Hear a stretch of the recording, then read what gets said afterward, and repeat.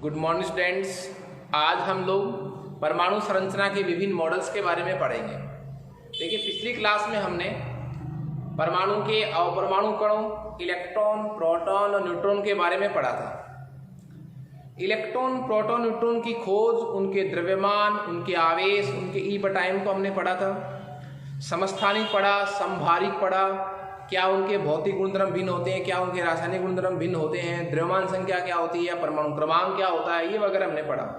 अब हम पढ़ रहे हैं कि अपरमाणु कणों की खोज के बाद, मतलब इलेक्ट्रॉन, प्रोटॉन और न्यूट्रॉन की खोज के बाद परमाणु की संरचना के बारे में विभिन्न वैज्ञानिकों द्वारा भिन्न भिन्न सिद्धांत दिए गए। कुछ सिद्धांत ऐसे थे जो नगण्य हो गए, जो प्रचलित सिद्धांत थे उनको हम पढ़ने जा रहे हैं। उसमें हमारा पहला थ्योरी है थॉमसन का परमाणु सिद्धांत। तो परमाणु संरचना के मॉडल में एक नंबर हमारा रहेगा परमाणु संरचना का थॉमसन मॉडल। परमाणु संरचना का थॉमसन मॉडल।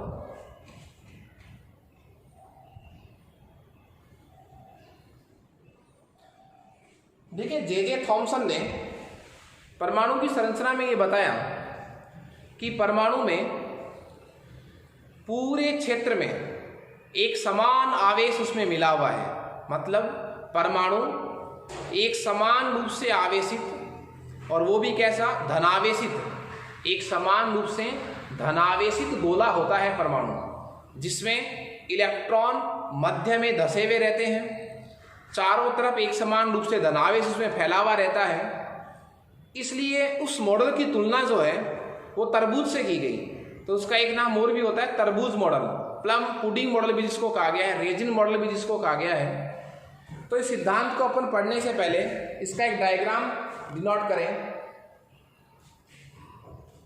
कि जो परमाणु है वो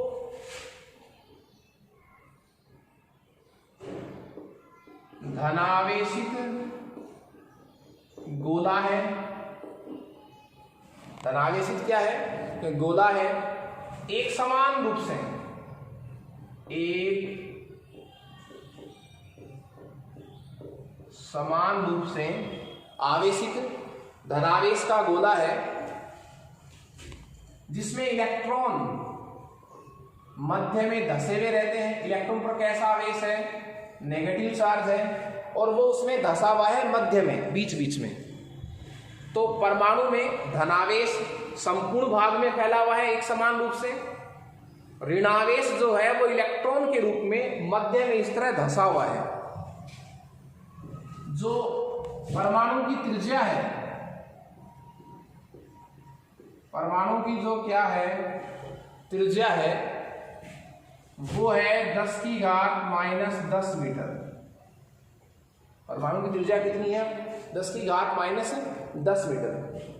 थॉमसन के मॉडल की सबसे जो महत्वपूर्ण विशेषता थी, जो लक्षण था इस मॉडल का, वो ये था कि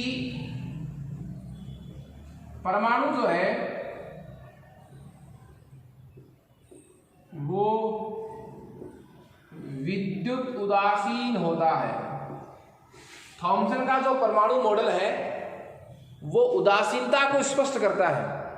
थॉमसन के अनुसार परमाणु में दो तरह के आवेश होते हैं, धनावेश और ऋणावेश। धनावेश पूरे परमाणु में एक समान रूप से फैला हुआ है, एक समान रूप से आवेशित है। और जो परमाणु का ऋणावेश है वो धनावेश के इस मध्य भाग में, धनावेश के मध्य भाग में इलेक्ट्रॉन के रूप में धसा हुआ रहता है, मध्य में स्थित है। तो परमाणु का कुल धनावेश परमाणु के कुल ऋणावेश के बराबर है, इसलिए परमाणु क्या है? विद्युत उदासीन। तो थॉमसन का जो परमाणु मॉडल है वो विद्युत उदासीनता को व्यक्त करता है। परमाणु की त्रिज्या उसने कितनी बताई? 10⁻⁻10 मीटर। ये इसका डायग्राम अपन कह सकते हैं। इस मॉडल को कुछ और नाम से भी पुकारा गया, जैसे तरबूज मॉडल, क्या कहा गया? तरबूज मॉडल।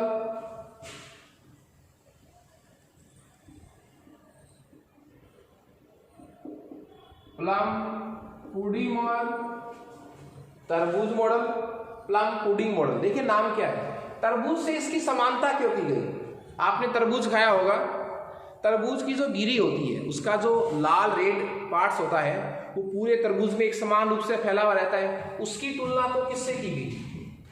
तरबूज का जो लाल भाग है जिसको मैं गिरी कह सकता हूं, वो तो उसकी तुलना किससे की गई? धनावेश से। और उस रेड पार्ट्स में, तरबूज के लाल वाले भाग में जिस तरह बीज धसे हुए रहते हैं, तो उसमें जो बीज है उसकी तुलना किससे की गई? ऋणावेश से। उसकी तुलना किससे की गई? ऋणावेश से। तो मेरे कहने का मतलब ये हुआ कि जो ये थॉमसन का परमाणु मॉडल था, ये किसकी तरह लक्षण थे इसमें? तरबूज की तरह, तो इसको तरबूज मॉडल भी कहा गया। इसका एक नाम और था, प्लम पुडिंग मॉडल। देखिए पुडिंग नाम की एक मिठाई होती है, अपनी तरह नहीं होते वहां सभी हलवा इस तरह। पुडिंग नाम की क्या होती है? मिठाई होती है, और उस मिठाई में प्लम नाम के बीज अपने तरबूज की तरह क्या होते हैं? धसे हुए रहते हैं। तो इसका एक नाम और भी निकाल दिया इस मॉडल का, प्लम पुडिंग मॉडल। ठीक है, लेकिन जैसे जैसे आगे खोज हुई, एक्सपेरिमेंट हुए, थॉमसन के परमाणु मॉडल का सिर्फ एक स्टेटमेंट ही अभी तक सही है, और वो क्या है कि परमाणु जो है वो क्या होता है? विद्युत उदासीन होता है। परमाणु का संपूर्ण धनावेश परमाणु के संपूर्ण ऋणावेश के बराबर होता है। परमाणु की त्रिज्या 10⁻10 मीटर होती है।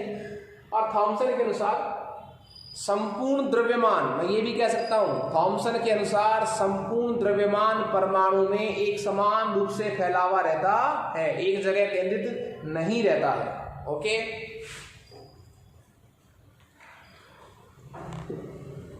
थॉमसन के बाद परमाणु संरचना के बारे में लोकप्रिय मॉडल जो है वो दिया गया रदरफोर्ड नामक वैज्ञानिक द्वारा।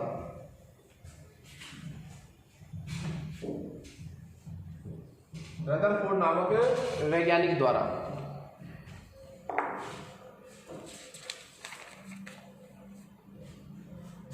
तो हमारा नेक्स्ट टॉपिक है परमाणु संरचना का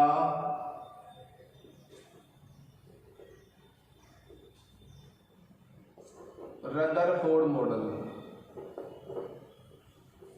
परमाणु संरचना का रदरफोर्ड मॉडल। देखिए परमाणु संरचना का जो रदरफोर्ड मॉडल है, रदरफोर्ड मॉडल वैज्ञानिक रदरफोर्ड और उसके स्टूडेंट्स द्वारा दिया गया। रदरफोर्ड ने ये बताया, उसने एक एक्सपेरिमेंट किया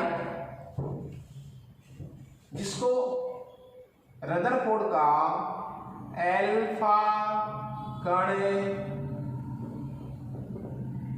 प्रकीर्णन प्रयोग कहते हैं। प्रसिद्ध प्रयोग था रदरफोर्ड का। रदरफोर्ड ने परमाणु की संरचना की व्याख्या करने के लिए एक एक्सपेरिमेंट किया जिसका नाम क्या था? अल्फा कण प्रकीर्णन प्रयोग। ओके, मैं सबसे पहले रदरफोर्ड के परमाणु सिद्धांत को पढ़ने से पहले इस प्रयोग को विस्तार से पढ़ूंगा। ओके, देखिए अल्फा कण प्रकीर्णन प्रयोग में हुआ क्या? एक अल्फा कण स्रोत से, ये मान लीजिए कोई अल्फा कण स्रोत था। अल्फा कण क्या था? स्रोत। अल्फा कण स्रोत का मतलब क्या हुआ? यहां से अल्फा कण निकलेंगे। ठीक है, ये अल्फा कण स्रोत है। ये अल्फा कण स्रोत से निकलने वाले जो अल्फा कण है वो एक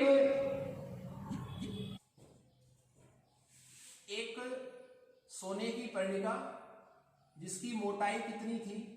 100 नैनोमीटर। 100 नैनोमीटर सोने की पर्णिका थी। सोने की पतली क्या है? ये पन्नी है या पर्णिका भी जिसको मैं कह सकता हूं। इस सोने की पर्णिका पर इस अल्फा स्रोत से अल्फा कणों की बमबारी करवाई गई साहब। ठीक है,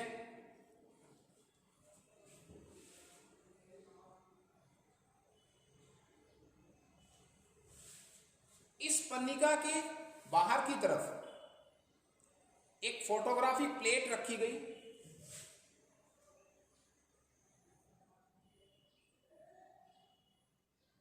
एक फोटोग्राफिक प्लेट रखी गई किसके बाहर की तरफ?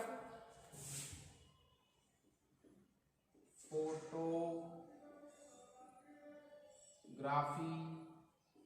प्लेट रखी गई और इस पर जिंक सल्फाइड का लेप किया गया।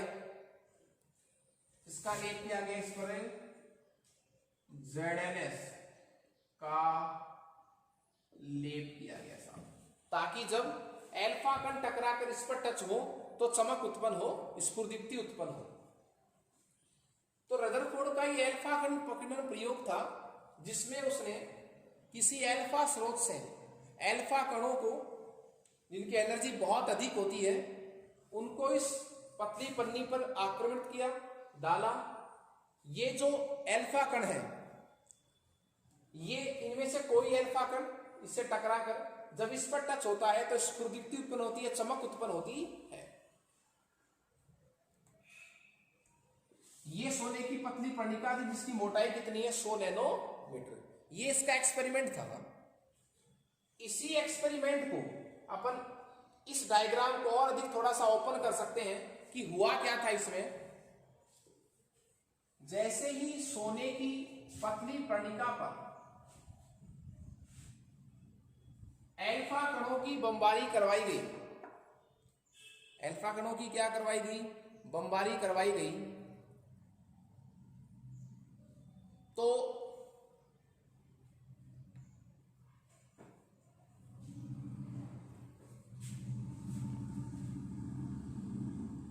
मैं इस डायग्राम को थोड़ा सा और आपके लिए इजी कर देता हूं।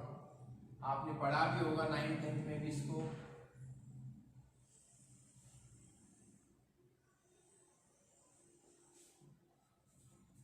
ये अल्फा कणों की पुंज है।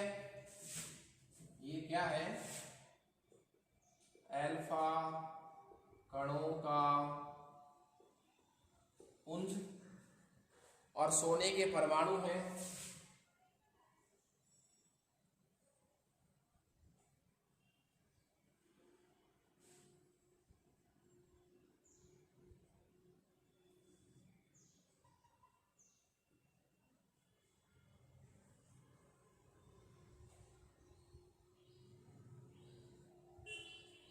ये सोने के क्या है? परमाणु है साहब। सोने के क्या है? परमाणु। ओके, देखिए, जब उसने, अब मैं इस सिद्धांत को देखिए, इस प्रयोग को थोड़ा सा आपको इजीली शब्दों में बता देता हूं। जब रदरफोर्ड ने अपने एल्फा कण पकड़न प्रयोग में एल्फा कणों वाले स्रोत से 100 नैनोमीटर मोटाई की सोने की पन्निका पर जब एल्फा कणों की बमबारी करवाई, तो क्या उसको उसने देखा, क्या प्रेक्षण किया? तो ये प्रेक्षण थे उसके। प्रयोग हमने पढ़ लिया कि उसने किया क्या। एल्फा कणों की 100 नैनोमीटर मोटाई की सोने की पन्निका पर उसने बमबारी करवाई है, तो उसका एक्सपेरिमेंट था। उसने प्रेक्षण क्या किया, क्या ऑब्जर्व की उसने बातें कि क्या हुआ था, उसने क्या देखा वो देखा। उसने ये देखा कि अधिकांश एल्फा कण बिना विचलित हुए सीधे निकल गए। प्रेक्षण क्या था? पहली बात, जो अधिकांश जो एल्फा कण है वो बिना विचलित हुए सीधे निकल गए। बिना विचलित हुए कहां निकल गए? सीधे निकल गए। एक बात तो उसने ये देखी। दूसरी बात,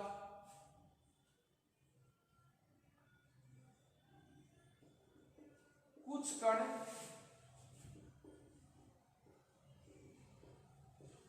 विचलित हुए, कुछ कण क्या हुए?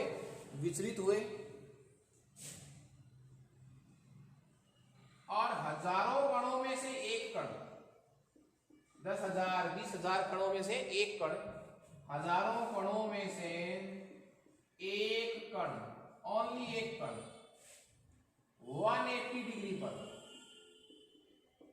कोण पर विचलित हुआ। ये उसके प्रेक्षण थे साहब। ऑब्जर्व किसने ये बातें? जब उसने सोने की पतली कणिका पर अल्फा कणों की बमबारी करवाई तो उसने देखा कि अधिकांश अल्फा कण बिना विचलित हुए सीधे निकल गए। कुछ अल्फा कण अपने मार्ग से क्या हुए? विचलित हुए। कुछ अपने मार्ग से क्या हुए? विचलित हुए। कुछ अपने मार्ग से क्या हुए? विचलित हुए। और हजारों कणों में से 10,000 20,000 कणों में से एक कण 180 डिग्री के कोण पर क्या हुआ? विचलित हुआ। मतलब एक कण जो है वो जिस दिशा से गया था उसी दिशा से क्या आ गया? वापस। ये उसने प्रेक्षित किए, ये बातें उसने देखी। ऐसा देखकर उसने कहा कि रदरफोर्ड ये कहकर गया था कि परमाणु का संपूर्ण द्रव्यमान परमाणु में पूरे भाग में एक समान रूप से फैला रहता है। ऐसा नहीं है। ऐसा होता तो अधिकांश अल्फा कण बिना विचलित हुए सीधे नहीं निकल पाते। ओके, देखिए अब ये जो बातें उसने बताई उसको और किसी बात पर आश्चर्य नहीं हुआ। ये जो थर्ड बात हमने पढ़ी है 3 नंबर, हजारों कणों में से एक कण 180 डिग्री के कोण पर क्या हुआ? विचलित। ऐसा देखकर, इस अविश्वसनीय घटना को देखकर उसने अपने शब्दों में क्या बोला पता है आपको? कि यह मेरे जीवन की सबसे अविश्वसनीय घटना थी। और कितनी अविश्वसनीय थी, जैसे मुझे कोई ये कहे कि एक गोला जो है, तोप का एक गोला किसी कागज से टकराकर वापस आया हो और जिसने उस तोप से उसको दागा था उसी पर आकर उसने वापस प्रहार कर लिया हो। ऐसा पॉसिबल है क्या कि तोप का एक गोला किसी कागज से टकराकर वापस दागने वाले पर ही गिर जाए? इतना विश्वास नहीं हो सकता इस बात पर। उसने कहा मुझे इतनी अविश्वसनीय बात लगी कि कोई अल्फा कण जिस दिशा से गया था सेम 180 डिग्री कर उसी दिशा से क्या रहे? वापस। इसका मतलब वो अंदर बहुत बड़ी ताकत से टकराया होगा। इस बात को देखकर उसे ये अविश्वसनीय बात लगी। ये जो उसने प्रेक्षण देखे, इन प्रेक्षण के आधार पर उसने निष्कर्ष निकाला। क्या निकाला? उसने निष्कर्ष निकाला। और निष्कर्ष क्या था वो देखिए आप। रदरफोर्ड ने अपने अल्फा कण प्रकीर्णन प्रयोग के आधार पर जो निष्कर्ष निकाले वो देखिए। पहली बात से उसने क्या निष्कर्ष निकाला? क्योंकि अधिकांश अल्फा कण बिना विचलित हुए सीधे निकल गए। इसका मतलब क्या हुआ? इसका मतलब यह हुआ कि परमाणु का अधिकांश भाग रिक्त होता है साहब। ये बात, ये निष्कर्ष ने कहां से निकाला? इस वाले प्रश्न से कि चूंकि अधिकांश अल्फा कण बिना विचलित हुए सीधे निकल गए, इसका मतलब परमाणु का अधिकांश भाग क्या है? रिक्त होता है। और ये बात थॉमसन के परमाणु मॉडल के जस्ट क्या है? अपोजिट है। थॉमसन क्या कह रहा था? संपूर्ण धनावेश पूरे भाग में फैला हुआ है। दूसरा रिजल्ट, कुछ अल्फा कण विचलित हुए। कुछ अल्फा कण क्या हुए? विचलित हुए, अपने मार्ग से विचलित हुए। इसका मतलब क्या हुआ कि ये जो अल्फा कण है, अल्फा कणों में कैसा आवेश होता है? धनावेश। तो उसने कहा कि कहीं ना कहीं प्रतिकर्षण हुआ है, कहीं ना कहीं अल्फा कण के सामने ऐसी पॉजिटिव वस्तु आई है जिससे ये क्या हुआ है? प्रतिकर्षित हुआ है। प्रतिकर्षित होने से इसका रास्ता क्या हो गया? चेंज हो गया। तो उसने कहा कि जिन कणों का मार्ग क्या हुआ है? विचलित हुआ है, वो किसकी वजह से हुआ है? वो प्रतिकर्षण की वजह से हुआ है, पॉजिटिव रिपल्सन की वजह से हुआ है। तब उसने ये कहा कि जो परमाणु के अंदर जो धनावेश है वो एक समान रूप से वितरित नहीं है। एक समान रूप से वितरित नहीं है, जैसा किसने कहा था, थॉमसन मॉडल ने। यदि एक समान रूप से वितरित नहीं है तभी तो सारे कण निकल गए, तभी कुछ कण क्या हुए, विचलित हुए हैं। किसके थ्रू, प्रतिकर्षण के थ्रू, कि कहीं ना कहीं ये कण उस जहां पर धनावेश पड़ा है, पूरे में तो पड़ा नहीं है, जहां धनावेश पड़ा है उस धनावेश से कहीं ना कहीं थोड़ा सा क्या हुए, टच हुए हैं, तो अपने मार्ग से क्या हो गए, विचलित हो गए। तीसरी जो बात थी, इस बात ने तो इस सिद्धांत की विचारधारा ही बदल दी। उसने कहा जो कण 180 डिग्री से आया है, इसका मतलब वो तो बहुत ज्यादा प्रतिकर्षित हुआ है, बहुत ज्यादा क्या हुआ है, प्रतिकर्षित हुआ है। और इतना ज्यादा प्रतिकर्षित हुआ है, इतनी पावर से वो टकराया है, सामने जो कुछ है उसमें इतना पावर है कि 180 डिग्री के कोण पर ये कहां गया, वापस आ गया। इसका इसमें आगे बहुत ज्यादा पावर था, किससे ज्यादा पावर, एल्फा कण से भी ज्यादा धनावेश था सामने। तो इसने कहा कि जो धनावेश है वो एक समान रूप से फैला हुआ नहीं रहता, धनावेश अति सूक्ष्म भाग में,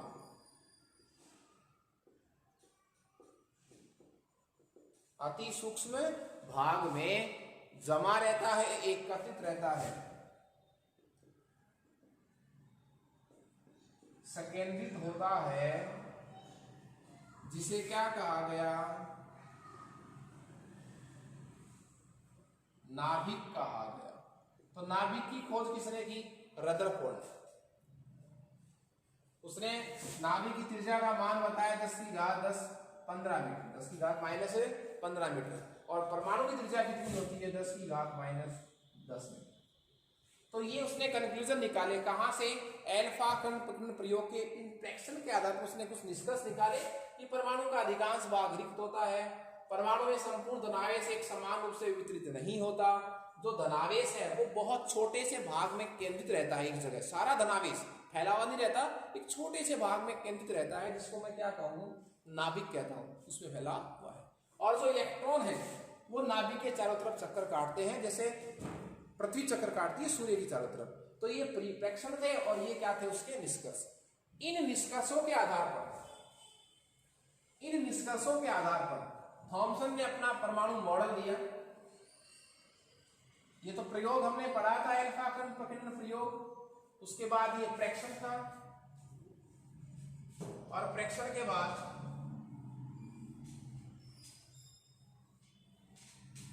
बाद जो है वो निष्कर्ष लिखा। निष्कर्ष को देखकर उसने अपना सिद्धांत दिया, और सिद्धांत जो था वो था रदरफोर्ड का परमाणु सिद्धांत। जो मैंने अब तक बात पढ़ी थी वो क्या थी, वो था रदरफोर्ड का एल्फा कण प्रकीर्णन प्रयोग, ठीक है, जिसमें उसका प्रयोग, उसके प्रेक्षण और उसके बाद उसने क्या निकाले, निष्कर्ष निकाले। इस प्रयोग के आधार पर उसने अपनी परमाणु संरचना का क्या दिया, मॉडल दिया, और उसमें 3 बातें थी। प्रथम बात क्या थी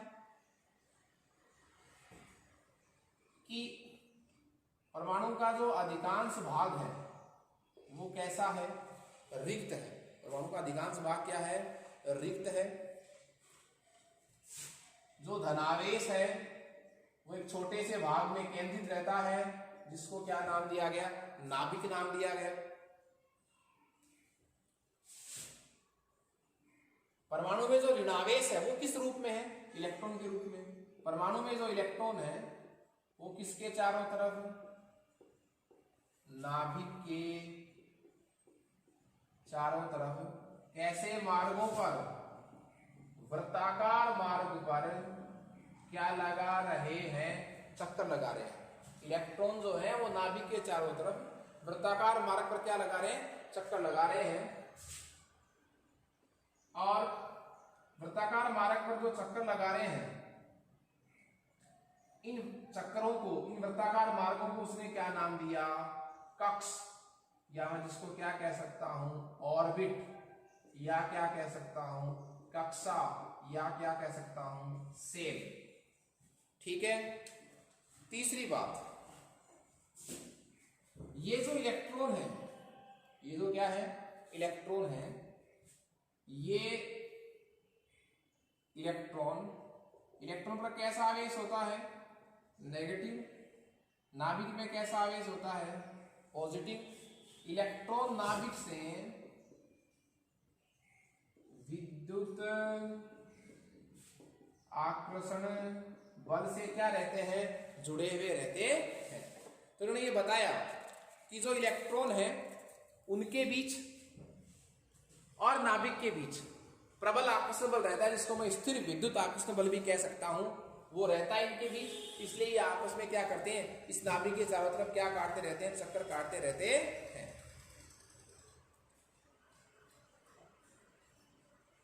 इतना सब होने के बाद भी रदरफोर्ड मॉडल में कुछ कमियां थी, और वो कमियां क्या थी वो देखिए आप। रदरफोर्ड के परमाणु सिद्धांत की जो प्रथम कमी थी वो अभी जैसे मैं अभी पढ़कर गया था कि इलेक्ट्रॉन जो है वो नाभिक के चारों तरफ चक्कर काटते हैं, दोनों के मध्य स्थिर विद्युत आकर्षण बल रहता है। लेकिन रदरफोर्ड यह नहीं समझा सका कि जो इलेक्ट्रॉन क्या काट रहा है, चक्कर काट रहा है, उसकी एनर्जी कितनी है? उसकी एनर्जी कितनी है? कौन से इलेक्ट्रॉन की? जो इलेक्ट्रॉन नाभिक के चारों तरफ क्या काट रहा है? चक्कर काट रहा है, उसकी एनर्जी कितनी है? यह बात रदरफोर्ड का परमाणु मॉडल नहीं बता सका। और किस प्रकार ये स्थित होता है, इसकी स्थिति क्या है? तो रदरफोर्ड का जो परमाणु मॉडल है वो परमाणु की इलेक्ट्रॉनिक संरचना के बारे में कोई ज्यादा व्याख्या नहीं कर पाया। सबसे बड़ी जो कमी थी कि कोई आवेशित कण कोई भी जब चक्कर काटता है तो कभी न कभी उसकी एनर्जी जो है वो लॉस होनी चाहिए। जैसे एनर्जी लॉस होगी वो गिर जाना चाहिए। परमाणु के पास एनर्जी है, परमाणु में इलेक्ट्रॉन जो है वो एक आवेशित कण है, और कोई आवेशित कण यदि चक्कर काट रहा है तो उसकी एनर्जी कभी तो लॉस होनी चाहिए। तो इलेक्ट्रॉन की एनर्जी कभी तो शून्य होगी, और यदि शून्य होगी तो वो आकर के किस में गिर जाएगा? वो आकर के नाभिक में गिर जाएगा। वो आके किस में गिर जाएगा? नाभिक में। और जब इलेक्ट्रॉन नाभिक में गिर जाएगा तो परमाणु नष्ट हो जाएगा, परमाणु अस्थायी हो गया। जबकि परमाणु तो क्या होता है? स्थायी होता है। तो यदि हम रदरफोर्ड मॉडल की बात माने तो कभी न कभी इलेक्ट्रॉन को नाभिक में गिर जाना चाहिए, तो कभी न कभी परमाणु को नष्ट हो जाना चाहिए, लेकिन परमाणु कभी नष्ट नहीं होता। तो रदरफोर्ड की यदि अपन बात करें, उसने बताया कि इलेक्ट्रॉन चक्कर काट रहा है नाभिक के चारों तरफ, उसकी बात माने तब तो परमाणु क्या होना चाहिए? कभी न कभी अस्थायी होना ही चाहिए, उसको नष्ट हो जाना चाहिए, पर ऐसा नहीं होता है। इस बात की व्याख्या कि उस इलेक्ट्रॉन की एनर्जी क्या है, उसको एनर्जी कहां से मिलती है, उसकी एनर्जी लॉस क्यों नहीं होती, जब वो चक्कर काट रहा है तो उसकी एनर्जी शून्य क्यों नहीं होती, खत्म क्यों नहीं होती, उसकी एनर्जी कितनी है, वो कहां स्थित है, इसके बारे में हमें रदरफोर्ड मॉडल कुछ भी सूचना नहीं देता। तो ये रदरफोर्ड मॉडल था। रदरफोर्ड मॉडल के बाद कुछ सिद्धांत आए, विद्युत चुंबकीय विकिरण की प्रकृति आई, वो कणीय प्रकृति का भी होता है, वो तरंग प्रकृति का भी होता है। उसके बाद बोर मॉडल आए। तो कल हम बोर मॉडल से पहले की पृष्ठभूमि को पढ़ेंगे। Okay, thank you students.